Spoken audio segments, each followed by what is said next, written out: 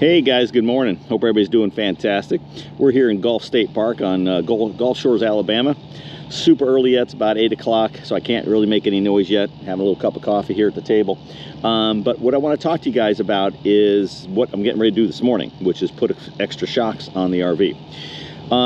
There's a lot of videos out there about lots of stuff and lots of chassis stuff and suspension and what you should do, what you shouldn't do. That's not what this video is about. This video is about what I consider to explain compromise in suspension. I've been around cars and trucks and motorcycles and race cars my whole life. And suspension, no matter what you're doing, whether it's that street car you drive and the manufacturer designs your suspension, or a race car that's built, or an RV that's sitting right behind me on a truck chassis, suspension's about compromise. All right, I'm not going to go down a rabbit hole on that, but it's about compromise. And what I mean by that is you want some drivability. You want it kind of smooth going down the road, but you want it, you want it to be able to handle. You go over a transition, you know, from the interstate to a bridge, you know, a lot of times they'll push it, and you start getting this little porpoising. Or you're going down an off ramp and you're sitting there going, oh boy, oh boy, oh boy, and because the RV's leaning, right? You're always going to have some of this stuff. Or when a tractor trailer pushes air on you and you move over, you know, you're having to kind of compensate a little bit for that. You're always going to have that sort of stuff. You're never going to get rid of it. These truck chassis are not designed to be Cadillacs. They will never be a Cadillac. It'll never be a Lincoln Continental. They're not designed. These Ford F-53 chassis are sold by Ford to RV manufacturers, and they're also sold to many other types of truck manufacturers. Then they use them as trucks, right? That's what they're designed for. And different length chassis have different handling characteristics. Ours is a 31-foot full-length F-53 chassis, but I know some of the larger RVs, they're longer, and so the RV manufacturers put an extension on the chassis, and they have their own different ways they do all of that stuff. So they all have their own handling characteristics. But my whole point to this whole thing is I have a set of Bilsteins on the RV now in each corner. This morning I'm getting ready to put on a second set. Actually, I already put the other two on the front. I'm going to put two in the back this morning. These are Bilsteins. These are gas-filled shocks, okay? Now, I've had a set of Coneys on here before. They came highly recommended. In my opinion, a little soft-sprung for this purpose, for the RV, for my purpose anyway, a little soft. It's people want them to ride like Cadillacs. Like I said, it's never going to ride like a Cadillac. It's not going to happen in my opinion. So these are a little soft for me. You don't get a lot of road feedback, and it makes the, I don't know, just not good for me. The Bilsteins, on the other hand, these are a nitrogen-filled shock. I've had them on damn near everything I've ever owned, and they do a really good job. They got like about a 50-50 compression to rebound, if you will. If I push this down, which takes a lot, but it wants to go back to where it belongs, to the open position, to hold things up, you know. So I've got this first set on there now, and it did pretty good. But a second set, I think, is really going to be that little cat's meow, and it's going to get me that nice, decent ride going down the road. But my more important thing is these things, right? I want this body to stay. I want it to settle down more. I want it to recover more from the things that it has to deal with. So that's what we're going to do. And then when I get that all done, we're going to head out to Lake Charles, Louisiana for an event we're going there with the Escapees. I will give you some feedback on that, and then we'll go underneath the RV and we will look at all of the upgrades and kind of explain how they all work and what they do. All right, so anyway, let me get to work. I want you guys to stick around, and we will give you the full skinny on everything we've done. All right, gang, here we are. Got the shocks put on. We're running along I-10 west to Lake Charles. So got the two shocks put on the other day at Gulf State Park, the two front shocks. So we got 2 and 2, so we got, you know, 2 shocks per corner. But I could not get, in all transparency, I could not get the back bolts broken for the rear shocks. So in our travels yesterday, we stopped by Hammond, Louisiana to a Speedco, and one of the mechanics, Andy, I talked to him in the morning. He got us in the afternoon, and he was able to get the other two. Him and I together got the shocks put on in the rear. Got a 300-pound air gun on that, and we took care of business. So right now, we're driving west on 10. I want to give you guys an update on the shock addition before we go underneath the RV to look at all of the pieces and parts. This thing is handling so much better. It is amazing. Again, like I was telling you in the first segment, it's about compromise, right? I'm not looking for a Cadillac ride, because we'll never have a Cadillac ride out of this big brick going down the road. But you want a little comfort, but you also want safety, security, handling, all that goes together, right? So you got to kind of trim that mustache, I call it. There's Sharon. He has to be safe because he has precious cargo on board. I do. I.e. me. I do have precious cargo on board. That's why I'm buckled in my seat right now. Yeah, exactly. So anyway, so the bumps, the transitions over the bridges to roads, all that stuff. The trucks going by, there's trucks going by us right now, and it's not bad at all. You know what I mean? At the end of the day, it's my hands are off the steering wheel half the time. You know, one hand on the wheel. It's not hard to control. This has been a vast improvement in this particular truck, and we'll go underneath here and check it out. But I want to give you guys an update and let you know what's going on here. So, pretty pleased so far, and let's go underneath and check out what we did.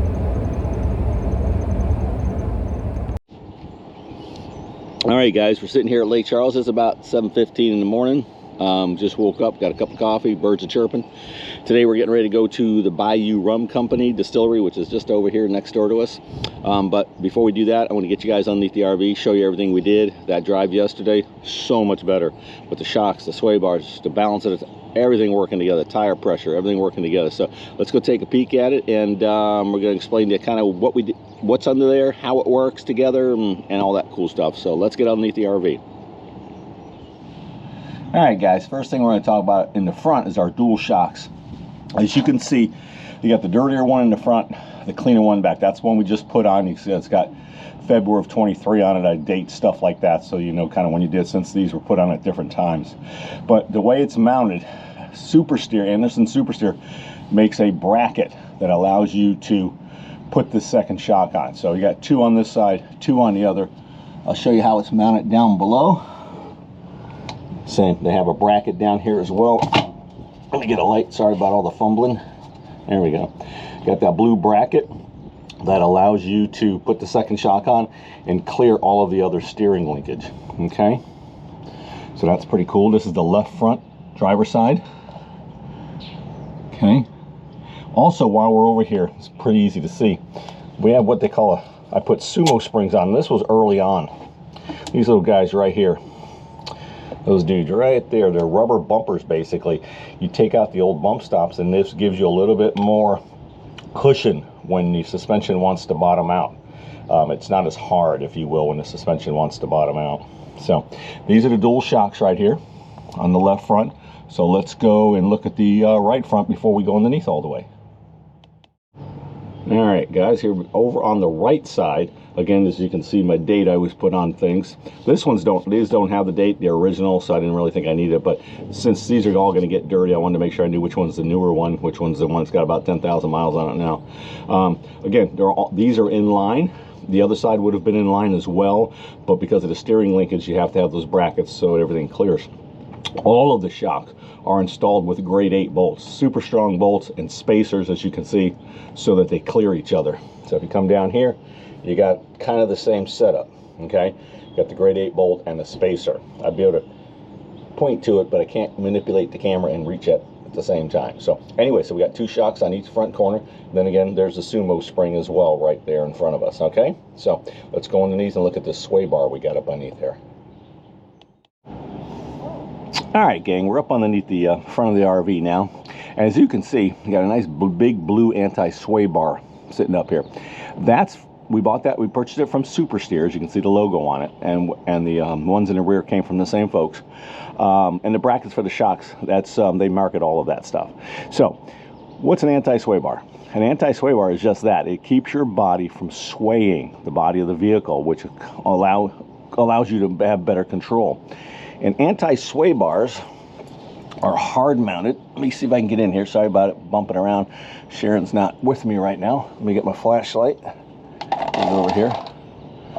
Anti-sway bars are hard mounted to your chassis. You see them way up there, that blue mounted to the chassis. Of course, then that's an end link that mounts it. Then it gets mounted to the anti-sway bar. Sorry. In my situation, the anti-sway bar gets mounted to the I-beam, which is part of the front suspension and steering. Okay, and the same on the other side, as you can see. Now, when you're going down the road and your body, sorry about that, when you're going down the road and your body wants to twist because the right tire goes up, the left tire goes down, it creates a twisting motion. And what an anti-sway bar does, sorry about the bug here, what the anti-sway bar does is try to limit that sway, that twist. Okay, this is a chrome moly anti-sway bar at 1.75 inches, and that is a super strong. It's about, probably, I'm guessing, somewhere in the neighborhood 30 to 40% stronger than the one that comes from the factory. So you still get some twist, but it takes out quite a bit of it.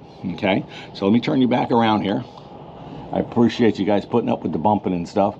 Sharon's working, like I said, and so she's not able to help me this morning. So when this side of the body wants to push this down, opposing forces want to make this side come up, which puts a twisting motion on that sway bar. Well, if it's stronger, it's going to limit this twist, right? It's going to limit your sway, right? And these are very tall vehicles, all impacted by wind and vehicle movement and road conditions. So limiting the sway is a huge deal. All right. So let's move you. I hope I explained all this stuff right. I'm kind of crawling around in a tight space here. So we saw the shocks, we saw the Sumo Springs, we saw the sway bar, anti-sway bar. We also have, it's pretty dirty right now, but that's a that's a steering stabilizer. It's mounted centered in the steering linkage, and it helps your steering wheel stay centered between left and right. That helps you bring it back to center, helps you hold it a little easier on when you're going down the road. I'm not a huge, I mean, I'm a fan of them, but at the end of the day, I think they have limited use. But you know, even a little of this, little of that really helps out, right? And so the combination is a big deal. Just like keeping these tires balanced, keeping the proper air pressure, not just going by what's on the tire. And we'll talk some more about that here in a second. But actually weighing your coach, knowing what the weights are in each of these corners, and then setting your tire pressure appropriately, knowing that it's going to grow 5 or 10 pounds as you're doing a couple hundred miles down the road. But anyway, that's all we got up in the front, I think. And let's head out to the back. All right, gang, the back's got a little bit more room for me to work with here. So we're kind of sitting up inside the chassis. But as you can see, we have another sway bar here in the rear. Okay, 1.75 inch chrome moly, designed to go around the rear end of the vehicle. And I'm just going to stick to one side. It's a little dark under here, and GoPros definitely don't like darkness. So as you can see, you got the end link mounted right to the chassis. There's our Sumo spring, the yellow Sumo spring. You got that. Okay, let me get on the other side of the lease spring here. I don't know if you can see this right there. You got the end link mounted to the chassis, Sumo spring, which is a yellow rubber bumper in the back, and that end link comes down to the sway bar right there, and that's mounted to the rear end of the vehicle. Oh, so there you go. And it goes across to the other side. The other side is the exact same without me bumping you around. You can see it. It might be better if I did this. Hold on. There you go. You can see it right there. You can see the end of the sway bar mounted to the chassis, mounted to the rear end. And again, as that rear end moves up and down, the left goes up, the right goes down, it keeps that twisting force down. Okay, the body twist, because this end link, or these end links, let me crawl up underneath here with you. Sorry about that. That end link right there, that right there, is mounted up top to the chassis. Hope I'm doing you guys justice. I apologize for the bumping. It's kind of tough up underneath here. All right, that is mounted to the chassis of the truck. That's the sway bar itself is mounted to the rear end. And so that, again, like the front, when this side of the rear end goes up, the other side wants to come down, and it creates a twisting force in the body. Well, the sway bar, or anti-sway bar, and keeps it from twisting. 1.75 inch chrome moly, pretty dang strong. Okay, so let's go to the back. This is actually in the rear. We actually have 2 of these, so we have to go to the other side of the rear end and show you that. All right, gang, here we are behind the rear end housing, which is the center pumpkin there. We have their 1.75 inch sway bar. Look at that big boy. Now this one says Roadmaster on it, because I believe Henderson SuperSteer and Roadmaster kind of work together a little bit, but they're all the same product. Okay, it's an 1.75 inch chrome moly bar. All right, and this one's got pretty beefy. This one's got pretty beefy end links on it. So let's bring my flashlight over here so you can see them. All right, there's those guys right there. These are end links. Again, they connect up to the chassis. I don't know if you can see that. They connect up to the chassis, and then right to the sway bar. Now they have different adjustment holes here, and you can, depending on the application, you really want these square to the ground. Anything less than that is probably putting too much stress on the bar. But again, this is mounted to the chassis, this is mounted to the rear end, and it creates, you know, less twisting forces. And I have 2 in the rear where it usually just came 1 from the factory, okay? So we got lots of extra anti-sway back here. Also, you can see our dual shocks per side. Just put those on. Again, I want to give a big shout out to Andy over there at Speedco. Phenomenal guy. Got me right in. Called him in the morning, and he got us in. So we got the 2 shocks there. And again, they mount up. I don't know if you can really see that. They mount up to the top of the chassis there. You probably can't see that. But anyway, 2 shocks per side. Okay. And that's our suspension upgrade. So let's go back out of here and we'll summarize a little bit. All right, guys, I appreciate you hanging in there with me. Sorry about all the bumpiness. Sharon's working, so I had to kind of do it by myself. It's limited space and limited light, and GoPros don't like low light. So anyway, hope I explained everything okay. You know, again, go over it real quick. Shocks, you know, about the compression and rebound, that keeping it kind of smooth. Anti-sway bars for the twisting motion of your body. The Sumo Springs give it some place to, as the body compresses, you know, on your bumps and stuff, it gives it not a hard stop, but a softer stop, but still a firm stop. So I think between everything we've done a pretty good job. And if you guys got any questions, comments, ask me below. Get on Facebook, ask us a question, share this with your friends, whatever you want to do. We appreciate all your social media stuff, you know, your likes, your subscribes. Anyway, so we got lots more videos coming up, and I'm waiting for a new microphone to come. I got that ordered. That should be here a week or 2, and we'll do better microphone work. And I think we're gonna have a really good time. So good. I appreciate you guys. I hope I explained everything good for you, and I want you guys a fantastic day. All right, thanks. Go ahead. Oh, okay. Yeah, it's definitely can feel the difference now that we have the double shocks. It feels a lot more solid. I don't feel like I'm being bounced around as much. You know, especially when, like right now, a big truck is going by me. But I can still feel it a little bit, but certainly not half as much. You're not from maybe like quarter of what I used to feel before. Yeah, you're not having to overcorrect a lot, are you? Correct. Yeah. So I feel a lot more stable and strong. So it's probably more bumpy, but I'd rather have the bumpiness and being able to hold on to the steering wheel and feel like I'm in control of the RV versus the bouncing around back and forth.